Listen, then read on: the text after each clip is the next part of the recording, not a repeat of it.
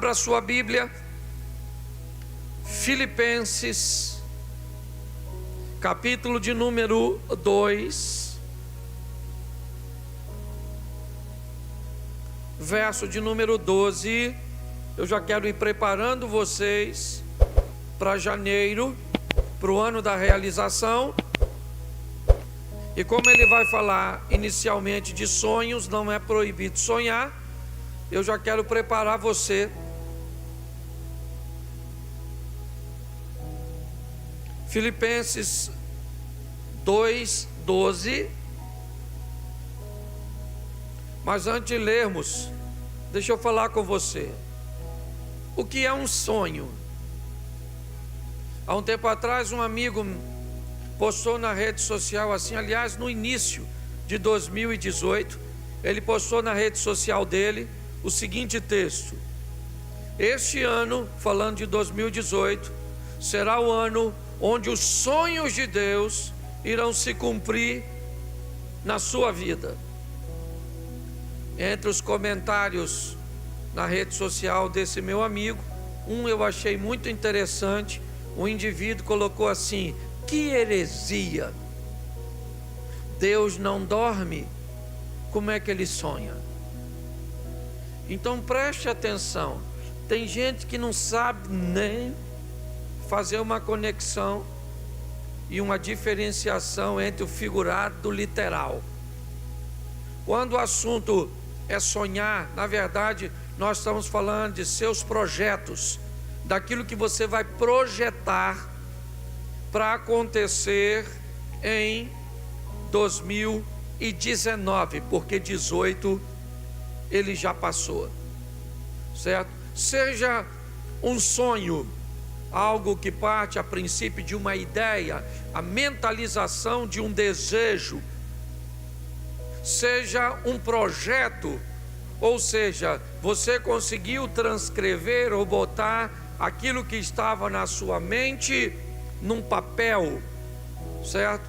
Ou conseguiu extrair da sua mente para um projeto escrito, ou seja, até mesmo uma maquete, ou seja, algo numa dimensão pequena, onde você consegue fazer com que você veja o que você pretende fazer, mas que outras pessoas também consigam entender. Nós já estamos trabalhando, por exemplo, começou com um sonho, o terreno da igreja e o desejo de ampliar a igreja. Nós compramos o terreno e agora estamos caminhando para o projeto, ou seja, nós vamos colocar um projeto em 3D aqui para que as pessoas consigam enxergar o sonho agora num projeto. E futuramente nós pretendemos fazer uma maquete disso, ou seja, um ambiente onde você pode ter uma visão de onde nós estamos querendo chegar. É isso que eu gostaria que você fizesse. E por mais que o projeto e a maquete seja algo mais palpável, ele ainda está no campo do abstrato. Ele ainda vai estar no campo do não realizado. Então, se nós vamos realizar sonhos, primeiro, temos que tê-lo. Segundo, vamos buscar materializá-lo com um bom projeto. Vamos estabelecer uma maquete daquilo que eu quero. Pastor, dá para dar exemplo? Fácil. Por exemplo, a senhora quer casar. Esse é seu projeto para 2019. É um sonho.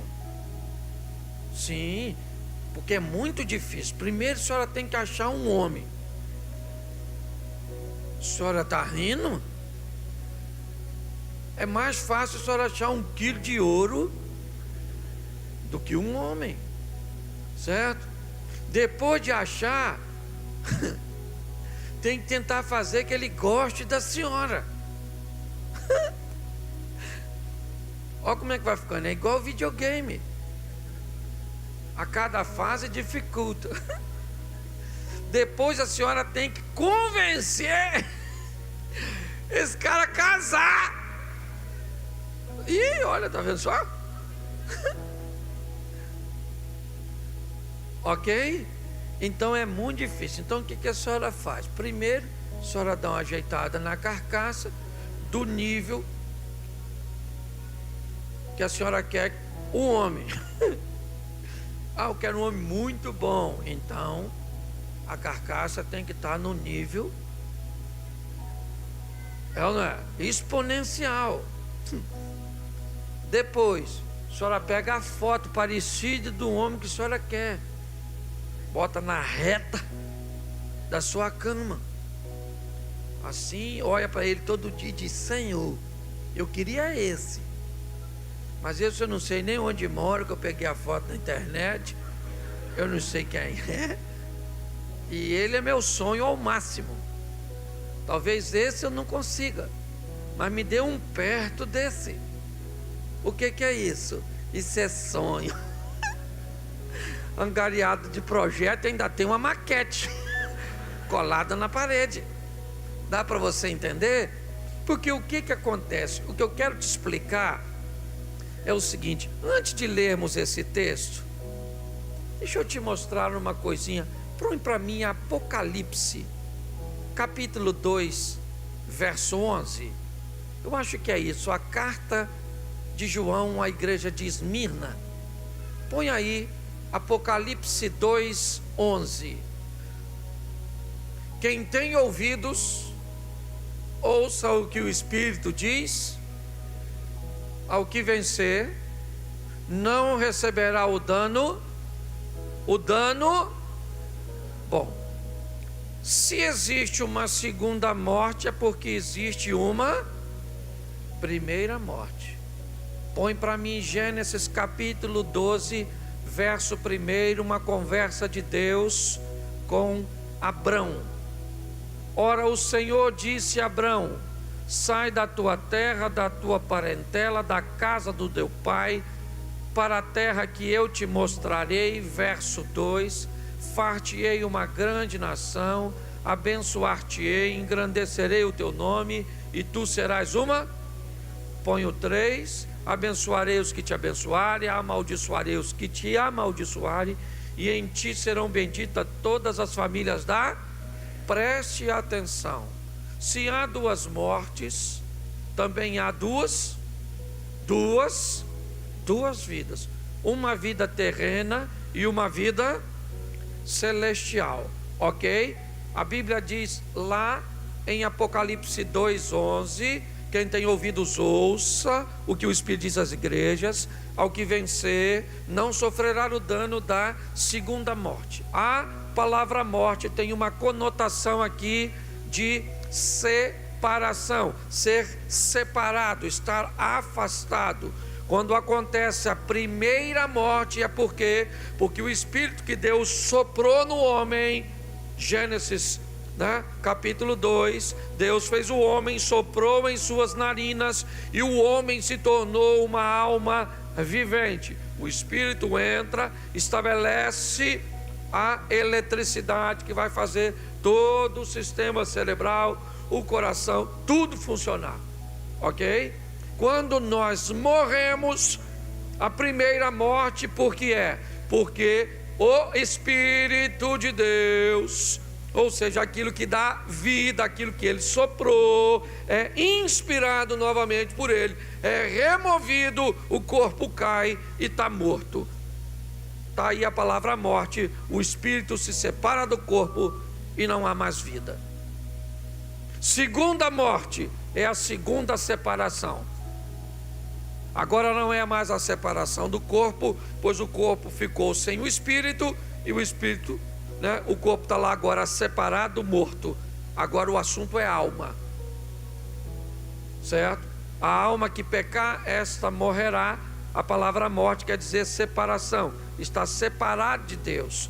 É importante entendermos que há duas vidas e duas mortes: uma vida terrena e uma vida celestial, uma morte física, uma morte espiritual. quando Deus chama Abrão e conversa com ele no capítulo 12, não há nenhuma referência sobre vida espiritual. Você pode voltar para mim no verso 1, eu vou te mostrar. Verso 1. Deus, não, verso 1, você botou o 5. Só voltar um pouquinho. 12, 1. Gênesis 12, verso 1.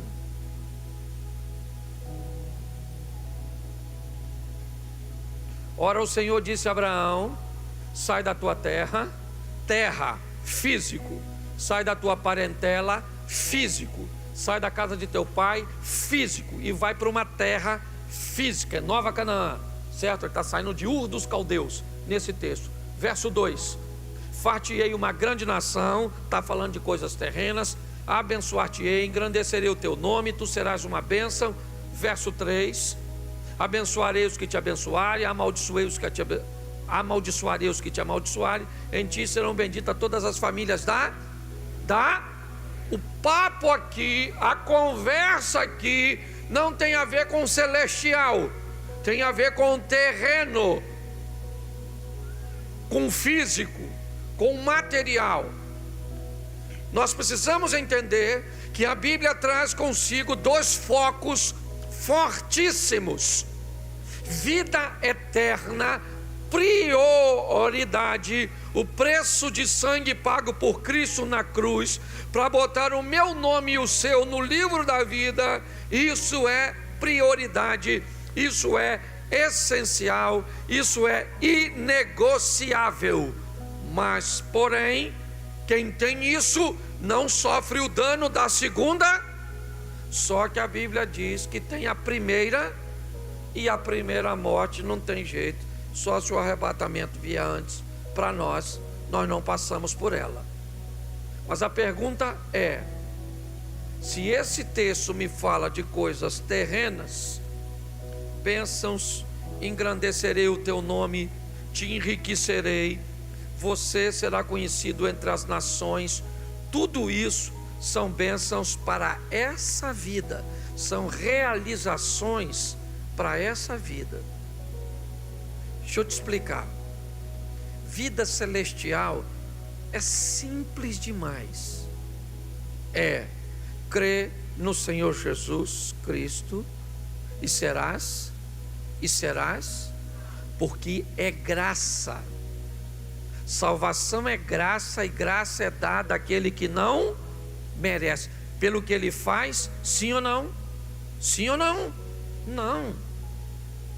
O ladrão da cruz fez tudo errado, mas como houve um tempo hábil de um encontro com o Salvador, ele recebe o direito à salvação, sim ou não?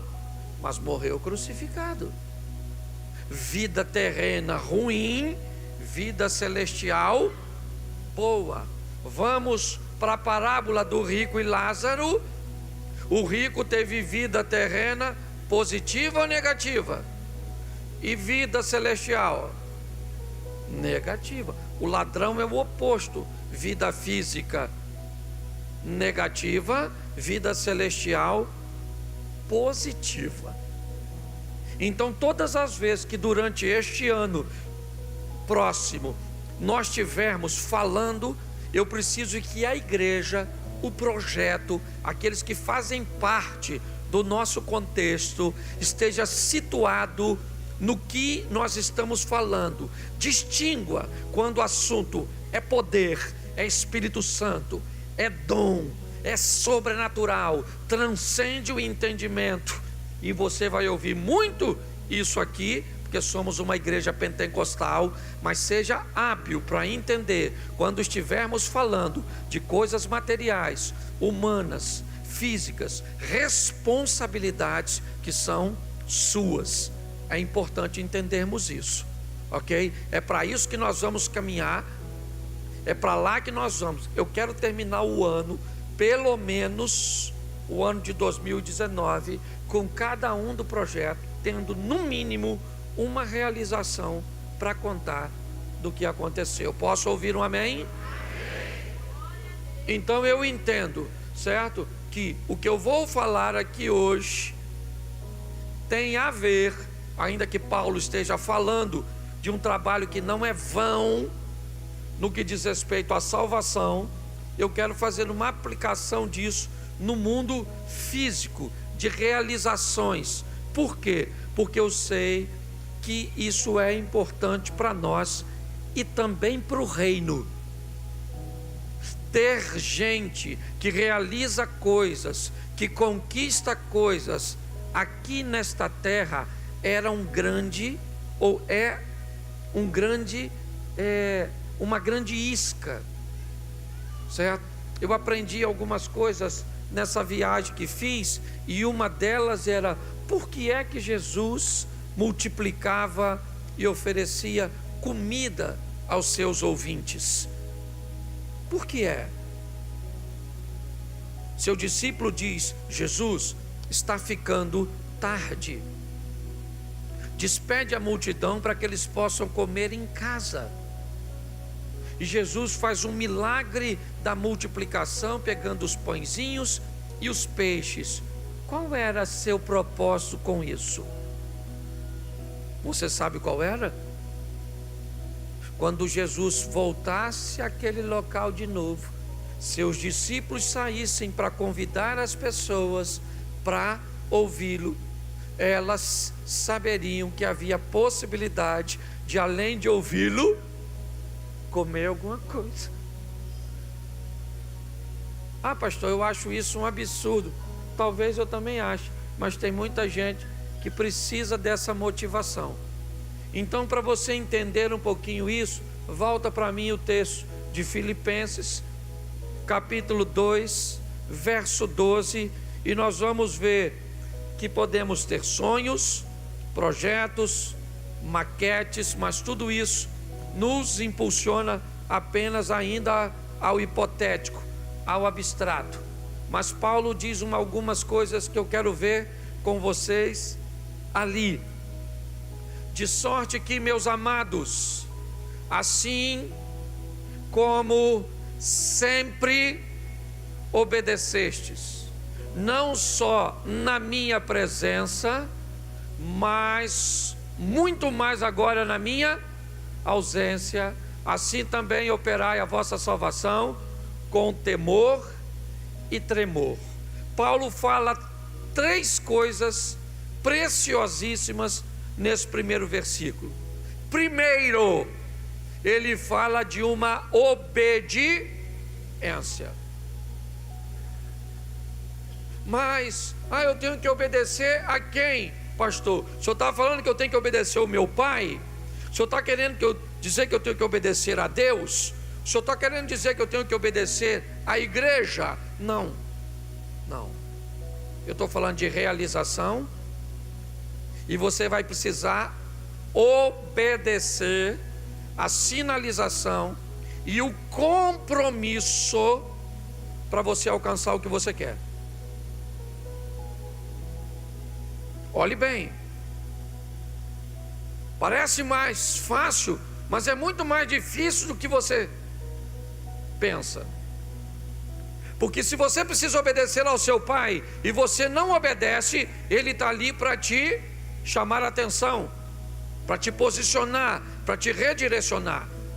Se você está trabalhando e recebeu uma orientação de seu chefe, de seu superior, e você não cumpriu, ele está ali como um supervisor, como um gerente, para redirecionar você, uma perspectiva, e você não obedece o caminho, as ações, as atitudes para alcançar o que você deseja, quem vai te punir é o fracasso. É ele que vai te punir. Quando você deseja fazer alguma coisa, você precisa entender que há um nível de obediência que tem que ser prestado para aquilo. Há uma regra, há um hábito, uma maneira que eu vou ter que seguir. Mas quem é que vai me orientar? Eu mesmo. Pois eu sei onde eu quero chegar.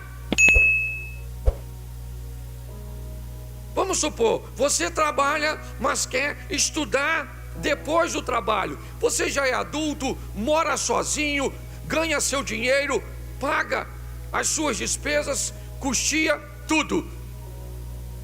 Quem é que vai impulsionar você a estudar? Quem é que vai fazer você gastar seu tempo, estabelecer uma obediência? É você. O que Paulo está dizendo é o seguinte: sempre obedece na minha presença como na minha. Ou seja, o que Paulo está dizendo é: houve uma mudança mental desse povo, que eles não precisam mais da minha presença para obedecer. Estabeleceu-se uma disciplina. Tem gente que não tem disciplina para guardar dinheiro.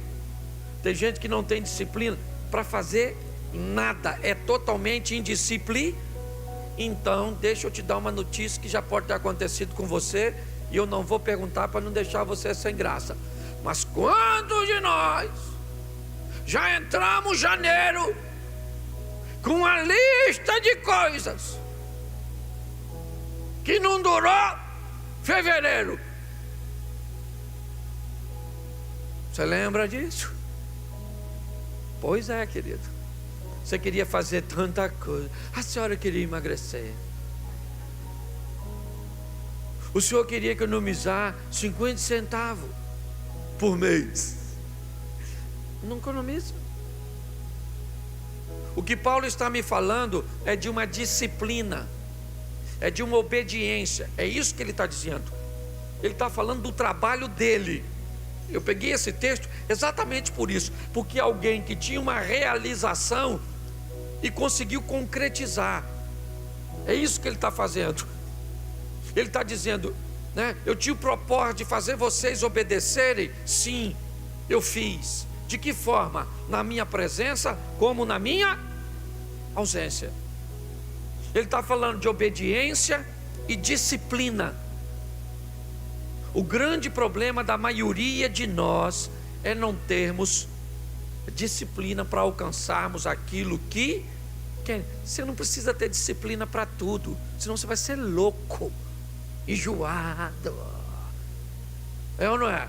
Quem quer ser disciplinado em tudo é chato. Ver um copo sujo, tem que lavar.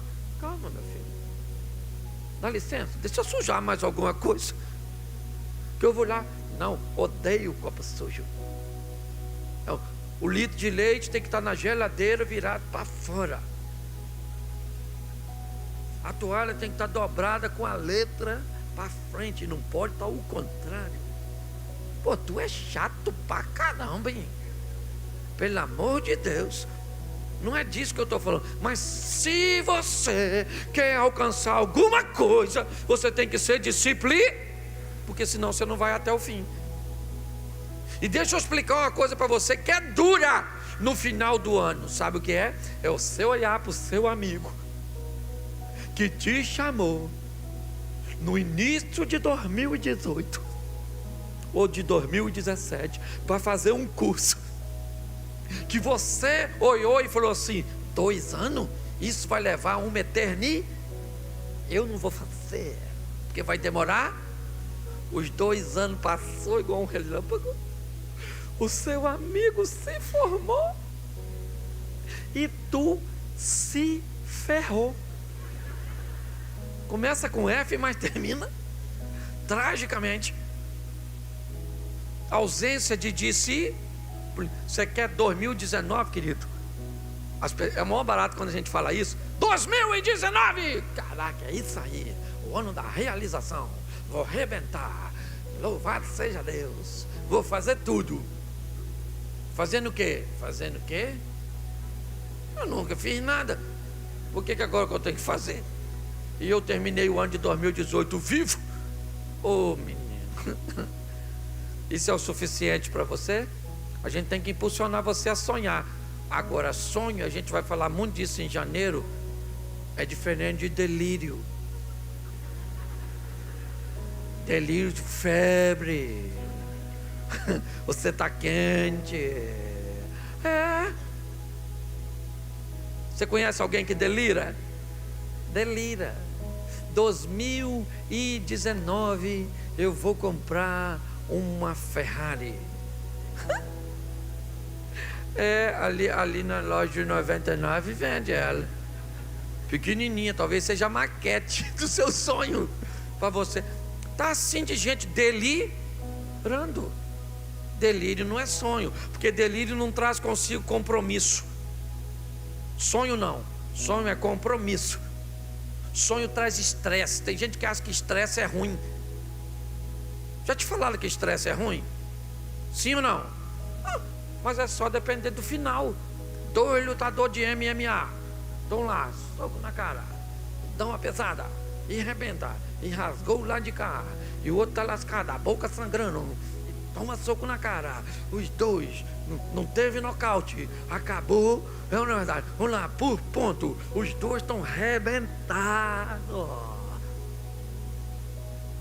Aí ó, o juiz diz assim: o Lande tal ganhou. Menino, conversa com ele. Como é que você tá? Nossa, estou muito feliz. Sangrando, o olho para fora, tudo bagunçado. Era o sonho da minha vida. Você é louco? Você está todo macho, todo arrebento, e você está todo estressado, seus músculos, você está cansado, todo machucado, vai levar mais de 20 dias para começar a cicatrizar. Ele está feliz, sim ou não? Mas ele apanhou. Foi desgastante, foi estressante, mas ele conversa com o que perdeu.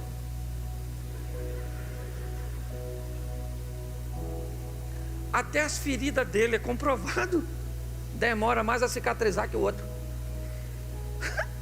O que apanhou, ele quer sair para dar uma volta? Depois da luta?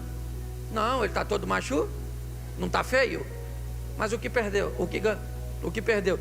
E o que ganhou? Ele está machucado? Sangrando, olho roxo? Ele quer ir para a rua?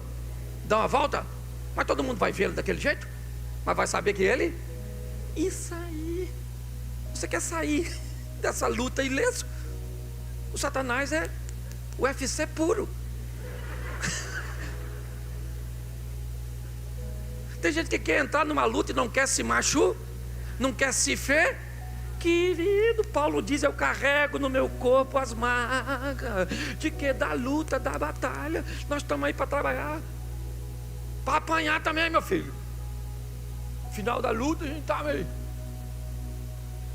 feliz, rapaz. Nossa, uma dor desgraçada, mas estou feliz. Por quê? Porque aquele miserável do chifrudo do Satanás perdeu.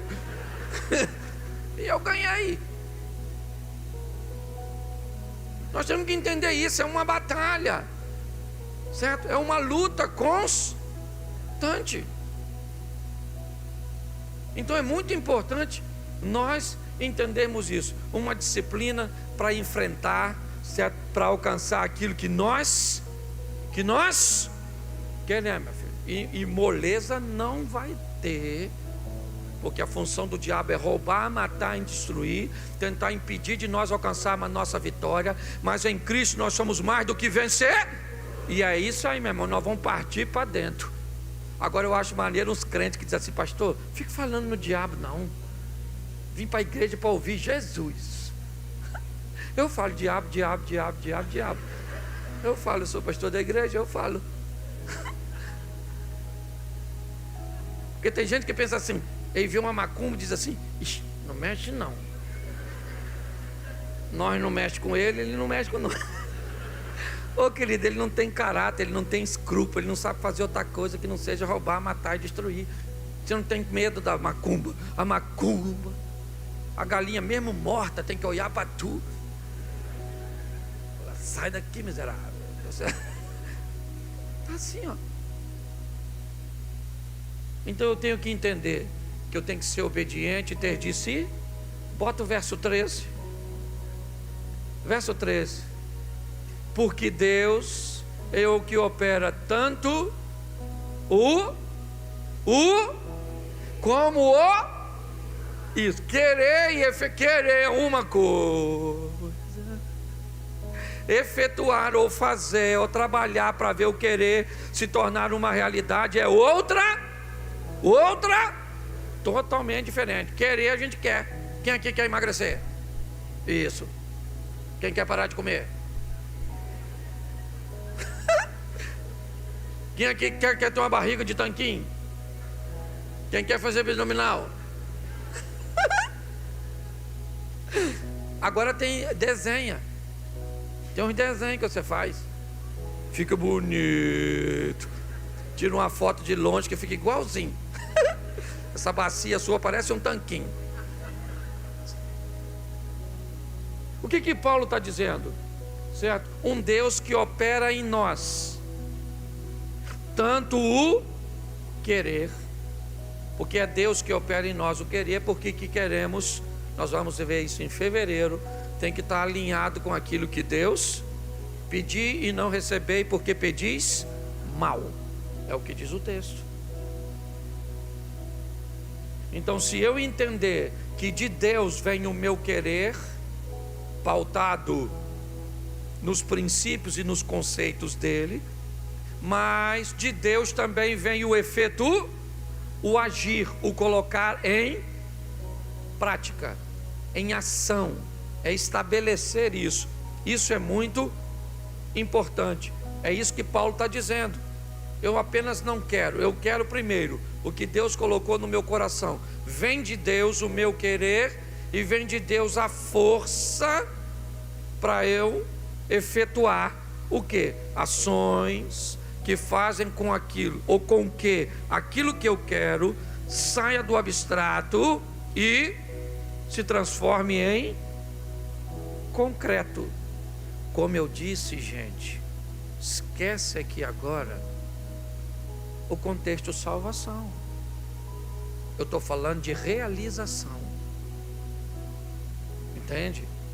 Realização. É o que eu tenho entendido que as pessoas andam procurando. Realização. Eu quero que as coisas aconteçam na minha vida. Por quê? Porque se é porque Deus opera em mim querer e efetuar, que os resultados virão e as pessoas verão. Olha só, gente, isso é tão expressivo que grande parte das pessoas que eu conheço, fazendo uma avaliação minha, não gostaria de ser quem eu sou. Elas só gostariam de ter o que eu tenho. Para elas não fazem diferença ser quem eu sou, mas porque elas acham que eu tenho muita coisa, certo? Para elas bastariam ter o que eu tenho, sem precisar ser quem eu, fazer quem eu faço, o que eu faço, tolerar o que eu tolero, enfrentar o que eu enfrento, porque ela não olha para nada disso. Quem olha para a sua vida, olha apenas aquilo que você tem, não aquilo que você faz para alcançar o que tem. Ou seja, inevitavelmente, ter te dá a oportunidade de falar para pessoas de onde vêm os recursos para alcançar o que você tem, pois todos eles estão em Deus. Então dizer que ser um vencedor nesta terra não é um processo eficiente de evangelismo é mentira. Você quer ir para a Bíblia? Vamos lá. Segundo o livro dos Reis, a rainha de Sabá se desloca para avaliar a vida de Salomão. Ela disse: eu quero ver como funciona seu reino. E ela sai maravilhada e diz: olha, não me disseram nada mediante a tudo aquilo que eu vi.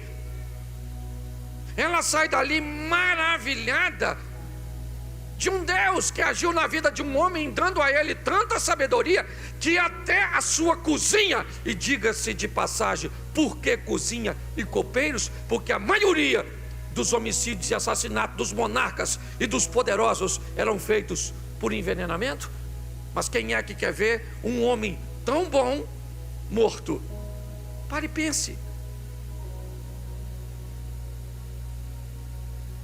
Sabe, Deus tem colocado no meu coração para o projeto Recomeçar, falar para essas pessoas que vão morar no céu. Porque é gente que tem fé para morar no céu.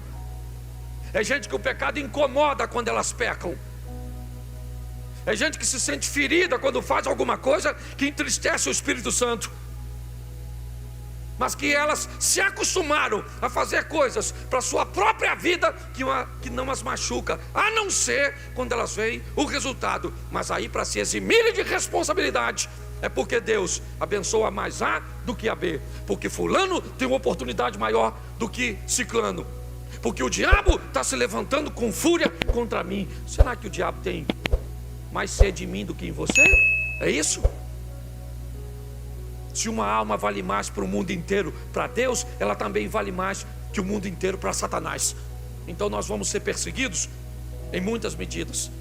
É lógico que a nível de postura, a Bíblia diz: a quem muito é dado, muito será cobrado. Mas eu tenho que entender, certo? Que uma coisa é querer e outra coisa é efetuar. E as duas coisas, transformar o que eu quero em ação, em efeito, em resultado, depende de Deus na minha vida. É assim que funciona. E é isso que Paulo está dizendo na carta aos Filipenses. Coloca o 14, por favor. Fazei todas as coisas sem murmurações e sem... Isso aqui é fantástico. Tudo que você for fazer, evite duas coisas. Primeiro, murmurar, falar mal daquilo que você está fazendo. Essa droga também não dá certo. Essa peste eu já tentei um montão de vezes. Essa praga tem hora que me dá vontade de desistir. Isso me dá uma raiva que parece que não vale a pena. Esse homem nunca vai mudar. Esse filho meu, olha só o que é isso.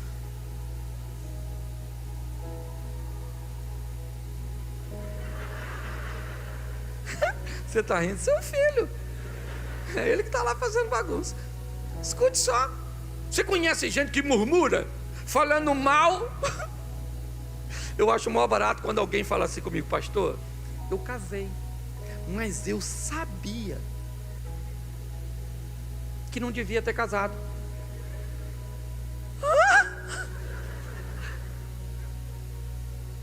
Pastor, eu troquei de emprego, mas tinha uma coisa falando comigo que era para eu não trocar.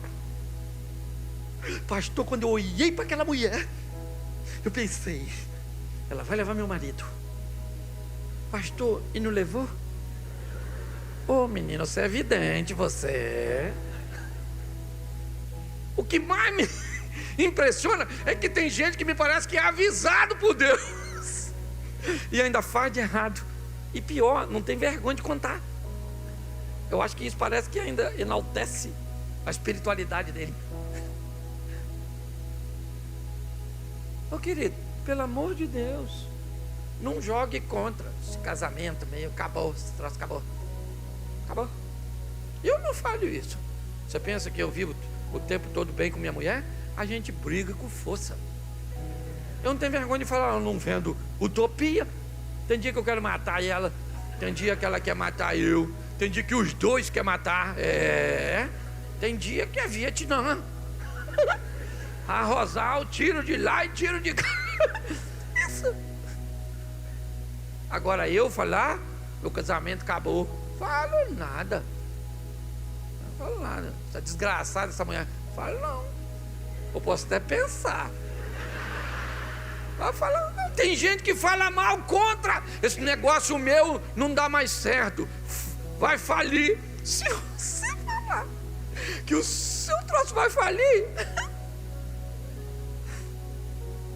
não, você olha para a sua empresa e diz: rapaz, olha, esse é o ano mais difícil. Pensa, o número de inadimplência, eu estou com umas questões aí, não sei o que, os clientes foram embora e tudo isso, mas quem me deu essa empresa foi Deus. Eu vou lutar por ela, Deus vai entrar com providência, em nome de Jesus. Em 2019 eu vou tirar a minha empresa de onde está.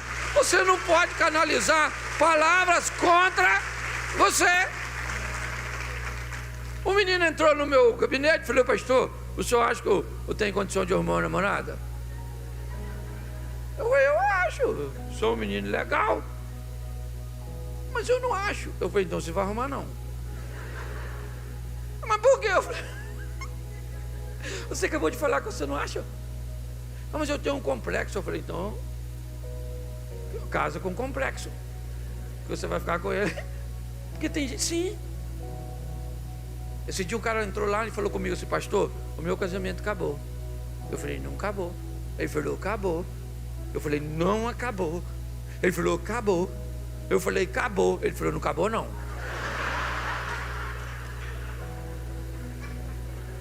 Eu posso falar que acabou. O senhor não pode me desanimar. Ou seja, são pessoas murmurando, lançando palavras negativas aos seus próprios propósitos. Eu vou fazer essa prova do Enem e eu não vou. Ela passa. Claro que não. Você já falou. Está escada você saber e marcar errado. Você já falou que não passa. Eu não consigo entender. E outra coisa aqui, ó, contenda. Enquanto murmurações são palavras, tem gente que canaliza força, que deveria estar sendo canalizada para ver seu sonho se tornar real e fica arrumando encrenca com os outros. Tem sempre um filho do cão para roubar a nossa paz. Tem ou não tem? Tem. E aí você quer discutir com ele, quer brigar com ele. A força que você está canalizando para esse local poderia estar sendo usada para tornar seu sonho uma realização. Então, por favor, não use seus lábios para falar contra você, nem contra seus propósitos, porque há poder na palavra, e não canalize forças. Vamos lá? Neemias está reconstruindo os muros, sim ou não? Sim ou não? Sanbalate e Tobias diz a ele o seguinte: desce aqui, porque nós estamos querendo conversar com você. O que ele disse? Eu não posso, porque se eu descer para conversar com vocês, o que acontece? Eu vou canalizar forças para o local errado. Meu propósito é construir o muro. Eu estabeleci um prazo para construir o muro. Eu sei que o meu projeto precisa se tornar uma realização, e eu não vou canalizar minhas forças para justificar a vocês porque é que eu estou construindo o muro. Então eu não posso me envolver, querido, com duas coisas: falar mal. Não fale mal do seu filho, não fale mal de sua esposa. Não fale mal, certo? Aliás, da esposa e do marido eu conselho falar. Estou falando sério. Nunca fale para os outros que minha mulher é fantástica, sensacional, não gasta, come pouco, faz amor todo dia. Se um homem ouvir isso, vai falar: sério, maluco? Quando alguém perguntar sobre sua mulher, você diz: pensa numa mulher difícil, rapaz, que já quase me matou umas 3 vezes, come igual uma miserável, faz amor 2 vezes no ano. Eu vejo mulher falando. A outra pergunta: seu marido? Menina, que ele me trata igual uma princesa, me deu um anel de brilhante. A outra mulher diz: ele está onde, seu marido? Sim. Eu brinco com isso, dos 2 camaradas que perdeu a esposa no supermercado. Isso é uma dica para a senhora. E aí eles estão olhando assim, vago, no supermercado. Um olhou para o outro. Aí o cara falou: o que foi, irmão? Falou: rapaz, minha mulher sumiu. Aí o outro falou: a minha também, rapaz, a mulher some fazendo compra, né? Estava aqui agora. Aí o rapaz perguntou: como é que é a sua esposa? Ele falou: a minha é morena, alta, seios fartos, tem uma coxa grande, cabelo comprido, morenona, tá com a blusa bem apertadinha. e uma calça justinha. E a sua? O outro falou: a minha que se dane, vão procurar a sua. Deixa a minha para lá. Quero ir lá saber da minha. Você está rindo? Mas o assunto é sério. Sabe o que hoje falta, gente? É as pessoas terem o compromisso com aquilo que querem. Não fale contra seus negócios, seu ministério, seus filhos. Seu filho é bênção e herança do Senhor. Você é casado para sempre. Você veio a essa terra para comer o melhor da terra. O nosso inimigo é muito mais fraco que o nosso aliado, porque se Deus é por nós, quem será? E aí só, por que você está fazendo isso? Querido, não tem que te dar satisfação, não posso perder tempo com conversa enfiada. Eu estou trabalhando aqui para tornar o meu projeto uma reali e pronto, certo? Então não cabe oração nem contenda. Verso 15.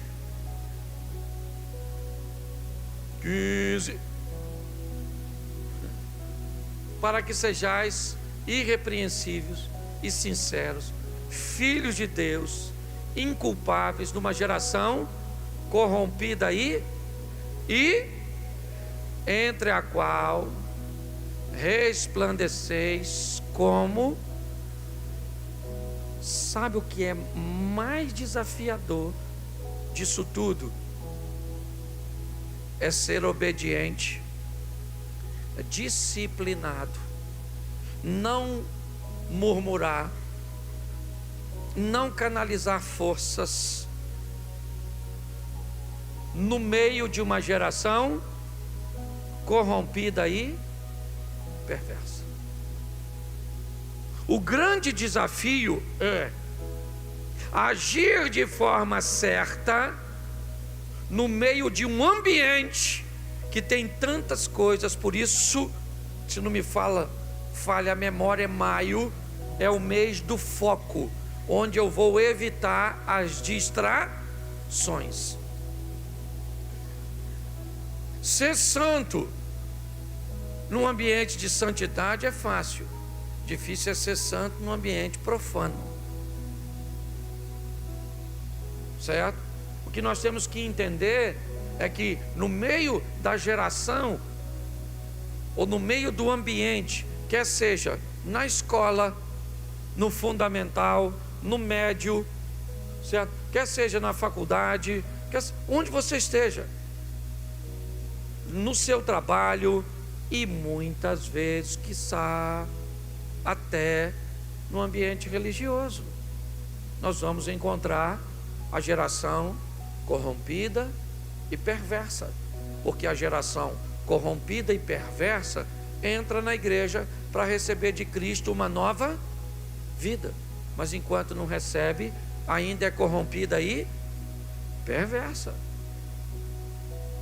Você pode se deparar com um cara casado cantando sua esposa na igreja, sim ou não? Sim. Você pode se deparar com um rapaz solteiro querendo, certo, corromper a sua filha. Ele com 20 e poucos anos, sua filha com 16. Se você não entender que a igreja não é o céu, isso vai dar problema para você, porque você corre o risco de requerer da igreja uma postura espiritual que só vai acontecer no céu. Quando vier o que é perfeito, aí as coisas tomam uma conotação diferente. Então, nós temos que entender que estamos no meio de uma geração corrompida. Hoje não se dá mais festa em casa. Hoje, para se dar uma festa em casa, você tem que saber quem você leva, porque as pessoas veem o que você tem e às vezes involuntariamente vai ali fora e diz: fui na casa do fulano, ele tem uma televisão de 50 polegadas, né? 4K, ele tem um aparelho disso, ele tem uma moto, ele tem um carro, ele tem ouro, ele tem aquilo outro. Nós estamos no meio de uma geração corrompida, onde precisamos tornar nossos sonhos realidades. Gente, eu quero deixar bem claro que hoje eu não estou falando de oração, eu não estou falando de jejum, eu estou falando só de atitude. Eu estou falando de coisas materiais que viabilizam. Durante aí esse período e até no domingo, como é Santa Ceia, eu vou estar falando um pouco disso, dessa postura espiritual que tem que embasar, que tem que estruturar. Por trás de todas as coisas físicas que fazemos, gerência de boa administração, vai estar o quê? A estrutura espiritual me resguardando, aquilo que eu não posso ver, os intentos do coração que eu não consigo, observar. É isso. Mas aqui nós temos que ter esse tipo de entendimento. E o verso 16, eu quero encerrar nele, pois ele diz: retendo a palavra da vida, para que no dia de Cristo possa gloriar-me de não ter corrido nem trabalhado. Preste atenção, o que Paulo está dizendo para os filipenses é: depois de ter feito tudo aquilo, na reta final, o que eles conservam é suas ações, retendo, pautando na palavra da vida, ou seja, no que Deus quer em Cristo, pois o verbo se tornou carne e habitou entre nós, diz o Evangelho de João.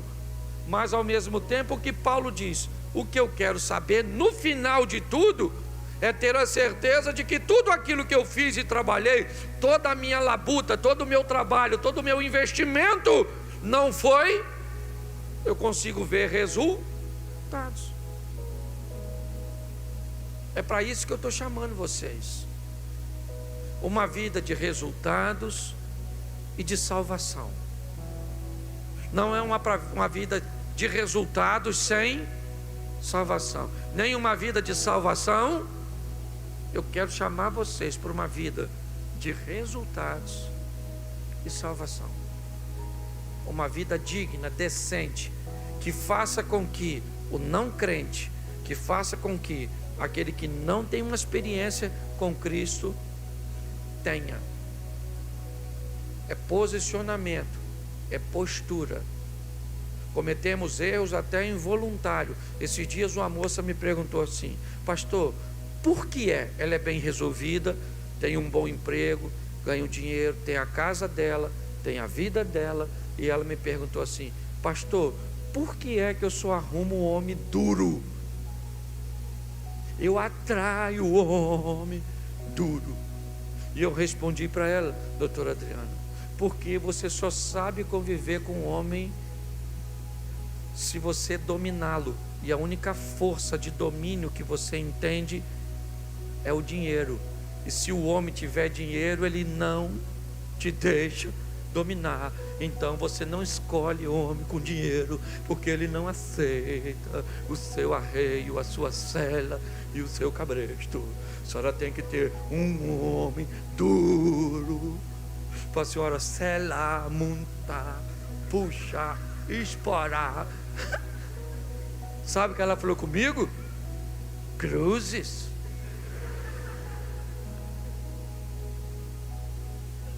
Ela usou essa palavra, cruzes. Aí eu esperei ela se benzer, mas ela não se benzeu. E sabe o que ela me disse? Sabe que o senhor tem razão. Então, meu filho, se você está numa vida lascada, você é o lenhador.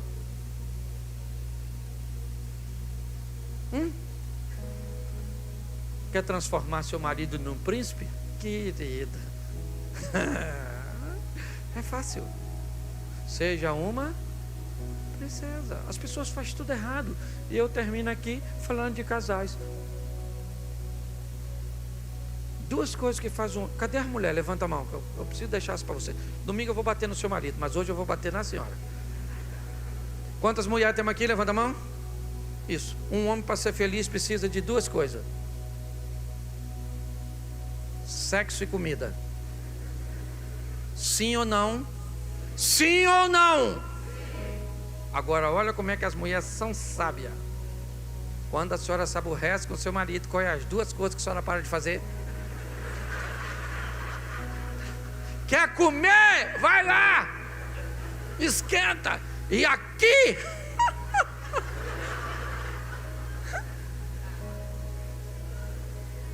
não precisa nem soltar o Satanás. Pode deixar ele preso que vai dar ruim. Diga para quem está do seu lado assim: você é o maior profeta da sua vida. Isso aí, querido. Pode ficar de pé.